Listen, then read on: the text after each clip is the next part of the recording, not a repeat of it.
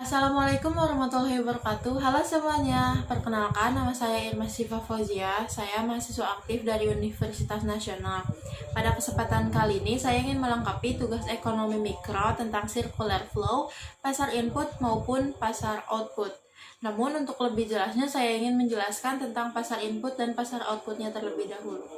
Yang pertama ada pasar input. Pasar input merupakan pasar yang menyediakan faktor-faktor produksi seperti sumber daya alam, modal, tenaga kerja, dan juga pasar kewirausahaan. Yang kedua ada pasar output. Pasar output merupakan pasar yang memperjualbelikan hasil olahan dari pasar input atau dari perusahaan tersebut. Jadi bisa dikatakan bahwa pasar input itu merupakan tempat untuk menyediakan barang atau jasa, sedangkan pasar output adalah pasar yang memperjualbelikan hasil dari olahan perusahaan tersebut.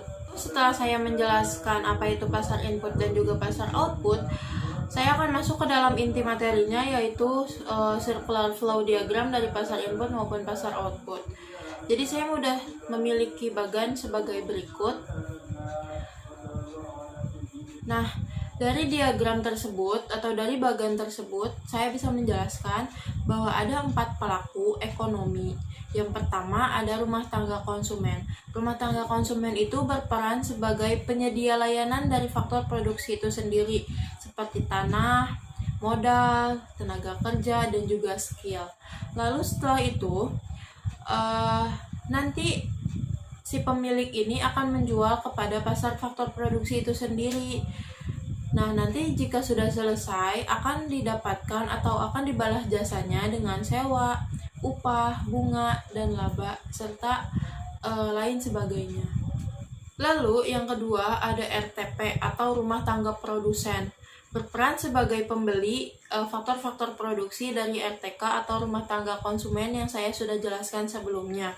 Lalu membayar jasa balas jasa kepada RTK. Lalu setelah itu rumah tangga produsen atau RTP ini akan memproduksi barang serta jasa yang nantinya akan dipasarkan kepada pasar barang dan juga diekspor.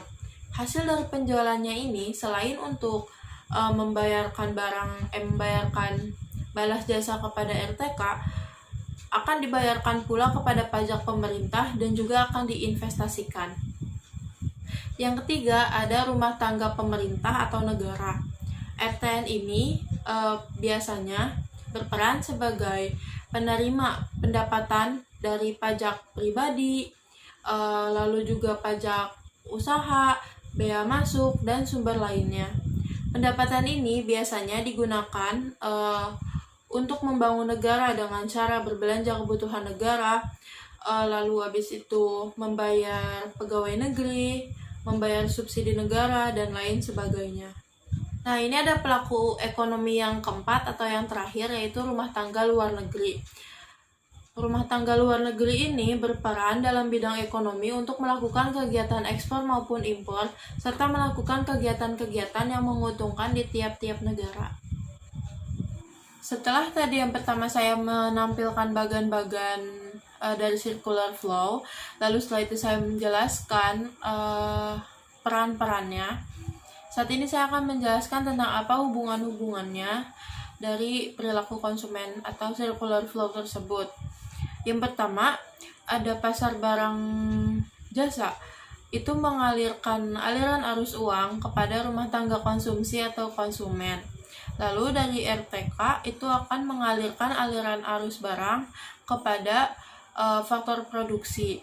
Lalu dari faktor produksi akan mengalirkan barang kepada perusahaan. Lalu dari perusahaan akan balik lagi ke pasar barang dan jasa, itu akan mengalirkan aliran arus uang. Nanti dari perusahaan ke pemerintah akan memberikan hasil produksi atau pasar output dan juga faktor produksi atau pasar input kepada pemerintah yang hasilnya akan dibayarkan pajak.